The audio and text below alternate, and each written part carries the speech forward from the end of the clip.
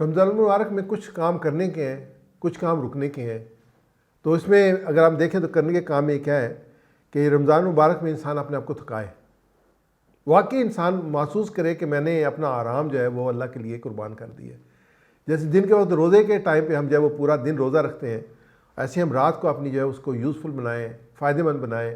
اللہ کے سامنے آزاری کرنے کے لیے تہجد کا اہتمام کریں، رات کو قرآن پاک کو پڑھنے کا اہتمام کریں، اور جو ہے وہ نماز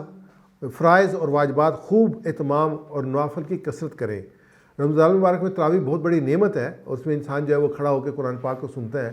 اس کو اور زیادہ مفید بنائیں۔ اس کو مفید ایسے بنایا جا سکتا ہے جس حصے کی تراویح قرآن پاک کی آپ پڑھی جانی ہے اس کا ترجمہ پڑھ کے جائیں۔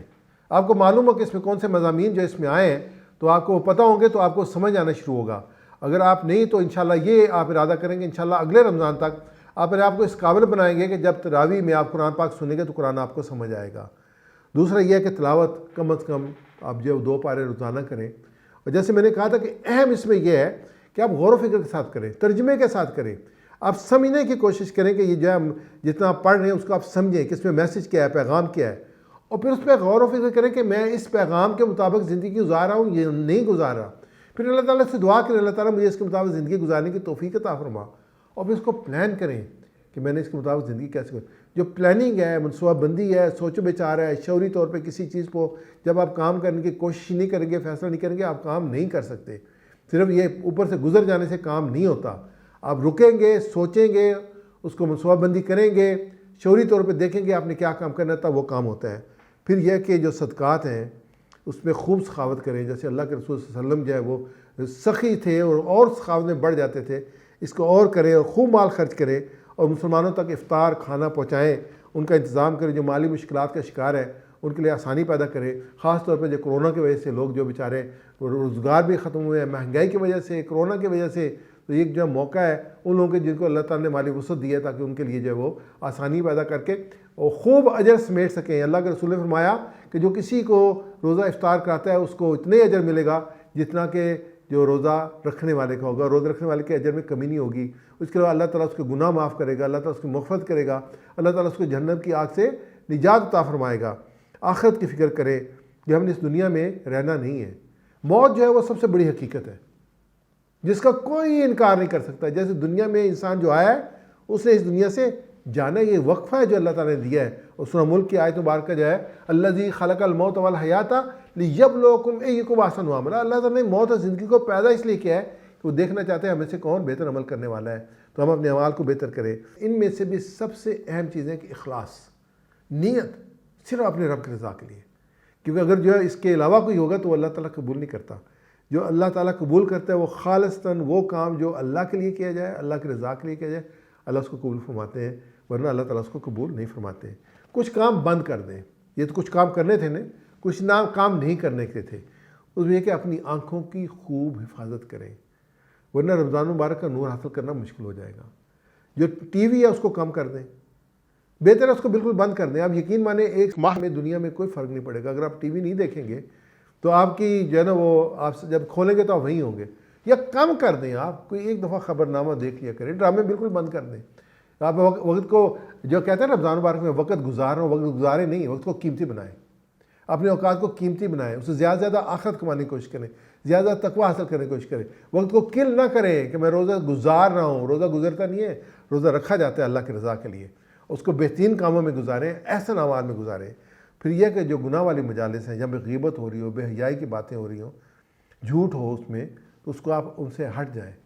کیونکہ اگر آپ غیبت والی محفل میں بیٹھیں گے تو آپ برابر کے گناہ گار ہوں گے۔ اب سننے والا بھی گناہ گار ہوگا، کرنے والا بھی گناہ گار ہوگا۔ اگر بے حیائی ہے تو اس میں جو ہے اس کے قریب بھی نہ جائیں، چند چیزیں کم کر دیں۔ اکثر یہ دیکھا گیا کہ لوگ رمضان مبارک میں کیونکہ روزہ رکھنا ہوتا ہے نا تو کھانا زیادہ کھاتے ہیں۔ نہیں، اس کی ضرورت نہیں ہے، آپ کھانا نارمل کھائیں جتنا آپ کھاتے ہیں، کم کر دیں، بلکہ جتنا آپ کم کریں گے اس میں اتنی آپ کی چستی پیدا ہوگی۔ سونا کم کر دیں، یہ نہیں کہ آدھا دن جو ہے سوتے ہوئے گزار دیا، رات کو دن میں تبدیل کر دیا، دن کو رات میں، رات کو جو ہے پوری رات جاگتے رہے اور صبح سوئے سحری کے بعد اور زور کے ٹائم پہ اٹھے۔ یا اگر جن میں جیسے خواتین ہیں انہوں نے گھر میں اپنا وہ نماز پڑھنی ہوتی تو وہ عصر تک سوتی، نہیں، یہ نہ کریں آپ، یہ نہ کریں۔ یہ کہ پورا ایک بیلنس کے ساتھ جو ہے وہ دن رہے، رات رہے، اس میں اوقات میں جو ہے خوب اللہ تعالیٰ کی عبادت کریں، بے مقصد گفتگو نہ کریں، یعنی اپنے وقت، کیونکہ ہم نے وقت تو سیو کرنا ہے نا، 24 ہی گھنٹے ہیں نا، وہ دنیا میں ہم نے 11 مہینے گزارے ہیں، ہماری ایک عادت بنی ہوئی ہے، ہم اس میں سے وقت کو نکالنا ہے۔ ایک اہم چیز جو وقت کا چوری کرتی ہے وہ فیس بک اور واٹس ایپ ہے۔ اپنے آپ کو پابند کریں کہ دن میں 1 یا 2 مرتبہ سے زیادہ اس کو اوپن نہیں کریں گے۔ یہ آپ کیونکہ ایک دفعہ آپ کھول لیتے ہیں تو آپ کو محسوس نہیں ہوتا کہ آپ کتنا ٹائم یہ لے جاتے ہیں، براؤزنگ وغیرہ وہ کتنا ٹائم لے جاتی ہے۔ با مقصد طریقے سے آپ استعمال کریں، بے مقصد استعمال نہ کریں، اور اس نقطہ سے استعمال کریں کہ اس مہینے کو، یہ رمضان مبارک کا مہینہ جس میں میں نے کھانا پینا چھوڑ دیا ہے، تو ان چیزوں کو میں چھوڑ کے اس کام پہ لگاؤں جس کے لیے اللہ تعالیٰ نے، اللہ کے رسول صلی اللہ علیہ وسلم نے فرمایا ہے قرآن پاک کے ساتھ تعلق میں، اور جو نیکی کاموں میں، اس میں اس کو خرچ کروں، اور اس سے جو آپ کو وقت ملے گا، خاص طور پہ بہنوں کے لیے، کہ وہ جو وہ کھانے پینے کی فکر نہ کریں بہت زیادہ ٹائم جو اپنے کچن میں نہ دیں، اور جو باقی فیملی ہے اس کو بھی اس کو جو ہے وہ اپنے حساب سے ٹالریٹ کرنا چاہیے، نارمل سا جو کھانا رکھیں، جو یہ نہیں ہے کہ روزہ کھانے پینے کا مہینہ نہیں ہے، روزہ عبادت کا مہینہ ہے،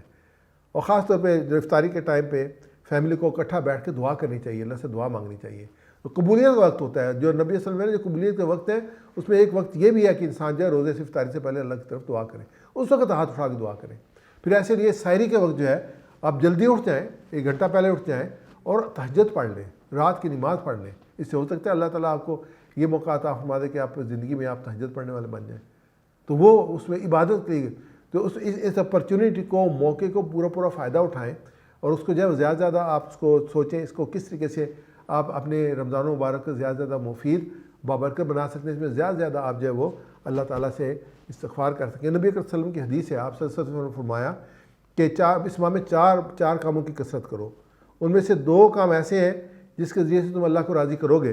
اور 2 کام ایسے ہیں جس کے ذریعے سے تم بے نیاز نہیں ہو۔ جو 2 کام اللہ کو راضی کرنے والے ہیں اس میں فرمایا کہ یہ 2 کام ہے خوشنودی، ایک ورد کرنا لا الہ الا اللہ کا، یعنی توحید کا کہ اللہ کے سوا کوئی معبود نہیں ہے، اور دوسرا اللہ سے مغفرت طلب کرنا، یعنی استغفار کرنا۔ اللہ کے رسول صلی اللہ علیہ وسلم نے فرمایا کہ میں دن میں 100 بار اللہ سے استغفار کرتا ہوں، تو ہم کیسے مبرہ ہوں گے؟ ہمیں زیادہ سے زیادہ جو ہے استغفار کرنا چاہیے، اور ہمیں رک کے اپنے گناہوں کو یاد کر کے پھر استغفار کرنا چاہیے، یا اللہ یہ میرا گناہ تھا، یہ میری کمزوری تھی، یہ مجھ سے ہو گیا تھا، یا اللہ تم معاف فرما دے، اور عاجزی کے ساتھ اللہ کے سامنے گڑ گڑا کے سجدے کے اندر جا کے اللہ تعالیٰ سے استغفار کرنا چاہیے۔ اور 2 چیزیں اللہ کے رسول صلی اللہ علیہ وسلم نے فرمایا جس سے تم بے نیاز نہیں ہو، ایک جنت کا سوال،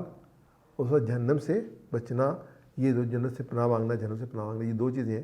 جس سے انسان کو جو ہے وہ بچنا چاہیے۔ ہر روزے کے لیے صحیح نیت اور سچی شرط ضروری ہے، تاہم نفس کو روکنے کے لیے بہت سی چیزیں ہیں، اور چونکہ انسان اسی وقت تک حقیقی روزہ دار ہوگا جب وہ اپنے پیٹ کو کھانے سے بچائے گا، حلال کھانے کی بات کر رہا ہوں، حرام تو بالکل پیٹ میں جانی نہیں چاہیے، حرام تو جو ہے وہ جہنم کی آگ ہے۔ اپنی آنکھ کو شہوت سے بچائے گا، اپنے کان کو